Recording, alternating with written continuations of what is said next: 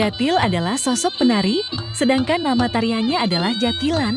Tari jatilan banyak disebut sebagai tarian paling tua di tanah Jawa, melihat dari skema tarian dan sejarahnya.